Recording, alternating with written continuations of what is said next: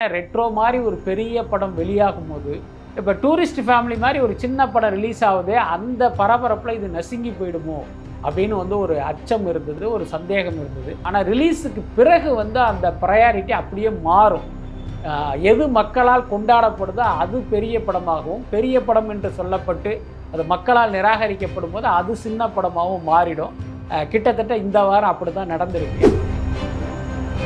கிட்டத்தட்ட பார்த்திங்கன்னா ரிலீஸ் ஆன எல்லா இடத்துலையுமே அந்த படத்துக்கு ஒரு பெரிய ரிப்போர்ட்டு. முக்கியமாக நேற்று படம் ரிலீஸ் ஆன அன்னைக்கு தாம்பரமில் வித்யான ஒரு தியேட்டரு கிட்டத்தட்ட பார்த்திங்கன்னா ஏதோ ஒரு 600 கெப்பாசிட்டி மாதிரி சொல்கிறாங்க, ஹவுஸ்ஃபுல்.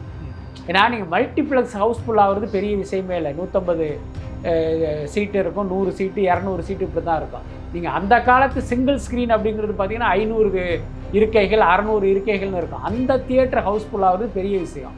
ஆனால் ஒரு டூரிஸ்ட் ஃபேமிலி மாதிரியான ஒரு சின்ன படம் அந்த மாதிரி ஹவுஸ்ஃபுல் ஆனது அப்படிங்கிறது பெரிய விஷயம். எல்லாத்துக்கும் மேலே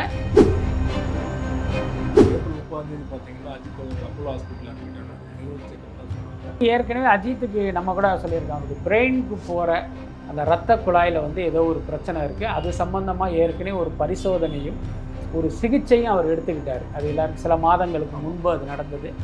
கிட்டத்தட்ட அதனுடைய தொடர்ச்சியான ஒரு சிகிச்சை தான் இது. எனக்கு தெரிஞ்சு பார்த்தீங்கன்னா ஆஞ்சியோ செய்யப்பட்டதாகவும் ஒரு தகவல் இருக்குது.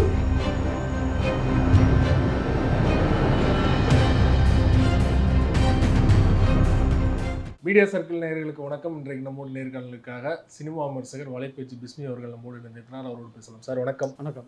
நேற்று ரெட்ரோவோட டூரிஸ்ட் ஃபேமிலி படமும் ரிலீஸ் ஆகிருக்குது. அது படம் ரிலீஸ் ஆகிறதுக்கு முன்னாடியே ப்ரெஸ்ஸோலாம் போட்டு மக்கள்லாம் ரொம்ப பாசிட்டிவான கருத்துலாம் சொல்லியிருந்தாங்க. ஒருவேளை இந்த படம் நல்லா இருந்ததுன்னா ரெட்ரோவுக்கு தான் ஆபத்து அப்படிலாம் சொல்லியிருந்தாங்க இல்லையா?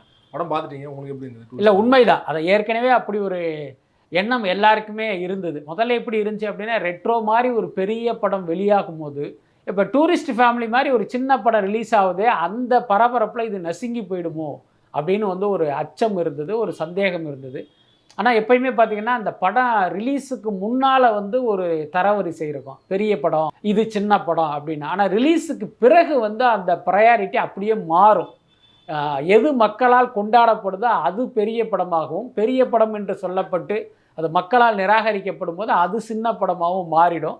கிட்டத்தட்ட இந்த வாரம் அப்படி தான் நடந்திருக்கு. ஏன்னா எல்லாருமே ரெட்ரோன்னு சொல்லும் போது டூரிஸ்ட் ஃபேமிலி மேலே பார்த்திங்கன்னா அந்த காமன் ஆடியன்ஸுக்கு ஒரு பெரிய கவனம் வரல. அதே நேரம் ஊடகங்கள் அந்த படத்துக்கு ஒரு உரிய மரியாதையையும் ஒரு உரிய சப்போர்ட்டையும் அவங்க கொடுத்துக்கிட்டு தான் இருந்தாங்க. இப்போ படம் ரிலீஸ் ஆனதுக்கப்புறம் பார்த்திங்கன்னா அப்படி நிலைமை மாறி இருக்குது. கிட்டத்தட்ட பார்த்திங்கன்னா ரிலீஸ் ஆன எல்லா இடத்துலையுமே அந்த படத்துக்கு ஒரு பெரிய ரிப்போர்ட்டு. முக்கியமாக நேற்று படம் ரிலீஸ் ஆன அன்னைக்கு தாம்பரமில் வித்யான ஒரு தியேட்டரு கிட்டத்தட்ட பார்த்திங்கன்னா ஏதோ ஒரு 600 கெப்பாசிட்டி மாதிரி சொல்கிறாங்க, ஹவுஸ்ஃபுல்.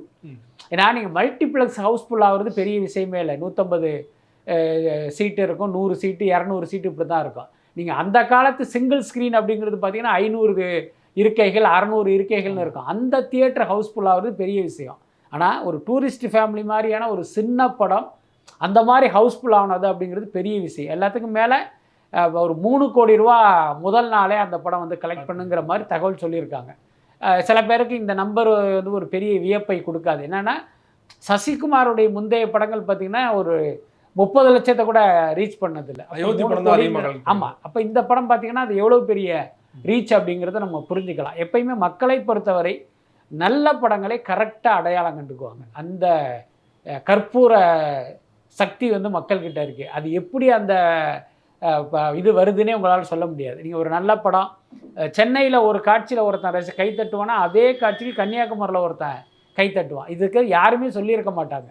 அது ஆட்டோமேட்டிக்காக அப்படி ஒரு தன்னெழுச்சியாக நடக்கும். ஸோ அந்த மாதிரியான ஒரு வெற்றி இந்த படத்துக்கு கிடச்சிருக்கு. தியேட்டரில் பார்க்கும்போது ஆடியன்ஸும் அவ்வளோ என்ஜாய் பண்ணி ரசித்து பார்க்குறாங்க. வித்தியாசமான கதை வேணாம், நார்மலான ஒரு மக்கள் ரசிக்கிற மாதிரி கதையை கொடுங்க அப்படின்னு தான் மக்கள் எதிர்பார்க்குறாங்களோ? நிச்சயமாக. என்னென்னா சினிமா என்பது ஒரு கேளிக்கை தான். அந்த கேளிக்கை எப்படின்னா நம்ம குடும்பத்தோடு போகணும். இப்போ ஒரு குடும்ப தலைவர் இருக்கார் அப்படின்னா அவர் சினிமாவுக்கு நம்ம தனியாக போகணும்னு நினைப்பாரா, குடும்பத்தோடு போகணும்னு நினைப்பாரு? நிச்சயமாக குடும்பத்தோடு போகணும்னு தான் நினைப்பாங்க. ஆனால் இன்றைக்கு வருகிற படங்கள் குடும்பத்தோடு பார்க்க முடியாத நிலமையில் இருக்குது. ஒன்று தியேட்டர் கட்டணம்னு ஒரு பக்கம், இன்னொரு பக்கம் அங்கே போய் உட்காந்துக்கிட்டு படத்தில் ஒரு ஆபாசமும் வன்முறையும் இருக்கும்போது இந்த பிள்ளைங்க என்ன நினைக்குமோ, மனைவி என்ன நினைப்பாங்களோன்னு பதறது இருக்குல்ல, அது உண்மையிலேயே ஒரு கொடுமையான அனுபவம் தான். அதனாலேயே பல பேர் என்னென்னா ஃபேமிலியோடு ரசிக்கிற படங்களுக்கு மட்டும்தான் நம்ம போய் பார்க்கணுங்கிற முடிவில் இருக்காங்க.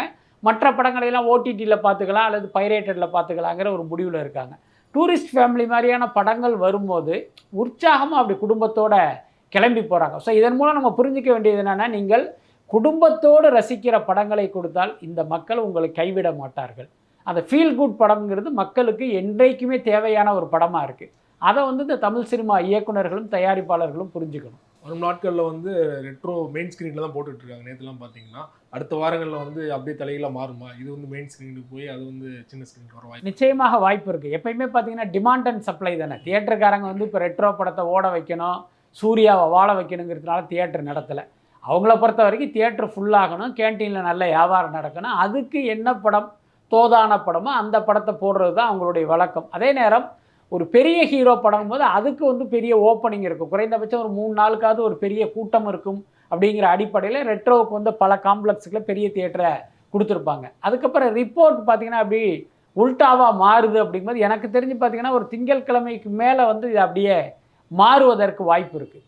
குறிப்பாக டூரிஸ்ட் ஃபேமிலி கூட வந்து ப்ரொமோஷன் நல்ல லெவலில் பண்ணாங்க. ஆனால் ரெட்ரோ படத்துக்கு பார்த்தீங்கன்னா பெருசாக இன்டர்வியூ க்ரூலேருந்து யாருமே கொடுக்கல. என்ன ரீசன் சார்? இல்லை, எனக்கு தெரிஞ்சு பார்த்தீங்கன்னா சூர்யா வந்து தமிழ் பிரஸ் மீது ஒரு அதிருப்தியில் இருக்கார் அப்படின்னு நான் நினைக்கிறேன். அதுக்கு 2 காரணம்.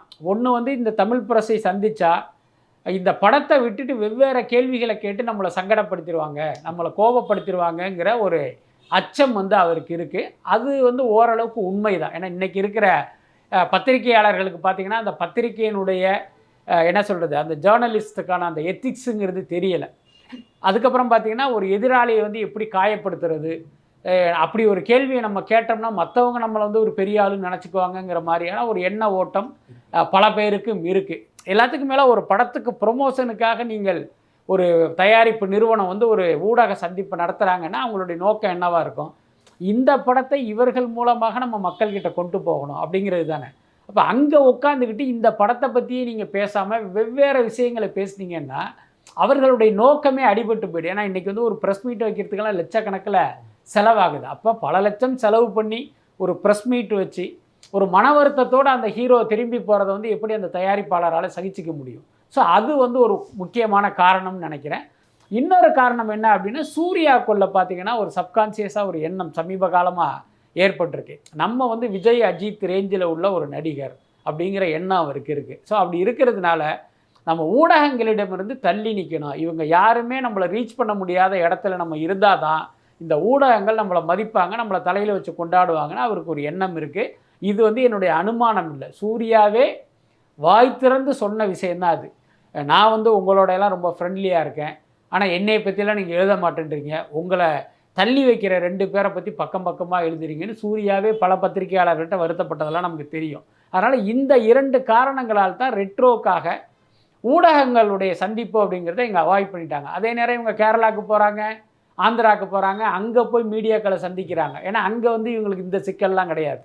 அதனால் தமிழ்நாட்டில் ஊடகங்களை சந்திப்பதில் இப்படி ஒரு பிரச்சனை இருக்குது. ஆனால் சூர்யா வந்து விஜய் அஜித்தோட கம்பேர் பண்ணுறான்னு சொன்னீங்கன்னா, அப்போ அஜித் அவர்களே இறங்கி வந்து சமீபத்தில் பேட்டி கொடுக்குறாரு, அதுக்கப்புறம் நான் விரைவில் ரசிகர்களை சந்திக்கிறேன்னு ஓப்பனாக சொல்கிறாரு இல்லையா?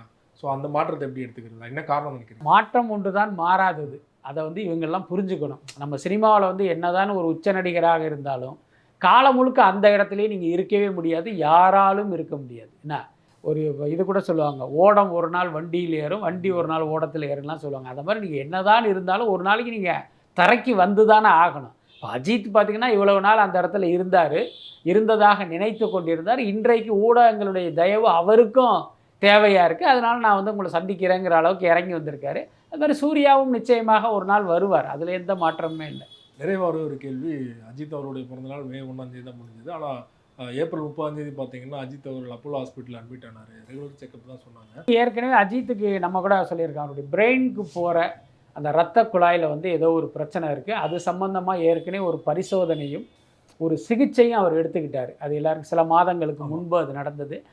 கிட்டத்தட்ட அதனுடைய தொடர்ச்சியான ஒரு சிகிச்சை தான் இதுதான் நாம் கேள்விப்பட்ட தகவல். பட் சில ஊடகங்கள் பார்த்திங்கன்னா கொஞ்சம் கூட அறிவே இல்லாமல் இல்லை அவர் ஆஞ்சியோ பண்ணுறதுக்காக ஃபிசியோதெரப்பிக்காக போனார் அப்படிங்கிற மாதிரி செய்திகள்லாம் வெளியிட்டாங்க. அதெல்லாம் ரொம்ப ஒரு அபத்தமான செய்தி. ஏன்னா ஃபிசியோதெரப்பிங்கிறது பார்த்திங்கன்னா தெருவுக்கு 2 பேர் இருக்காங்க. அஜித் நினைத்திருந்தால் வீட்டுக்கே வர வச்சு செஞ்சுருக்கலாம், அதுக்கு அப்போலோ போகணுன்னு அவசியம் இல்லை. ஸோ இந்த புரிதல் கூட இல்லாமல் இந்த செய்தியை திசை திருப்புற மாதிரி அல்லது அஜித் தரப்பில் இருந்த இப்படி ஒரு செய்தியை போடுங்கன்னு சொல்லி அப்படி போட்டாங்களான்னு தெரியல. ஓகே. அந்த மாதிரி செய்திகளை வந்து அவங்க போட்டாங்க. இத்தனைக்கும் ஒரு ட்ரெடிஷ்னல் மீடியாக்களே அந்த மாதிரி அபத்த செய்திகளை எல்லாம் வாஞ்சியோனே போட்டாங்களா? ஆஞ்சியோன்னு போடல, பிசியோதெரப்பிக்காக போனதாக போட்டாங்க. பட் இங்கே பார்த்தீங்கன்னா எனக்கு தெரிஞ்சு பார்த்தீங்கன்னா ஆஞ்சியோ செய்யப்பட்டதாகவும் ஒரு தகவல் இருக்கு. ஓகே. பட் என்ன அப்படிங்கிறது அவங்களே அதிகாரபூர்வமாக சொன்னால் தான் தெரியும். ரொம்ப நன்றி சார். சினிமா தொடர்பாக பல்வேறு விஷயங்கள் எங்களுக்கு கொடுத்தீங்க. தொடர்ந்து அப்டேட் கொடுக்கணும். மிக்க நன்றி. ரொம்ப நன்றி.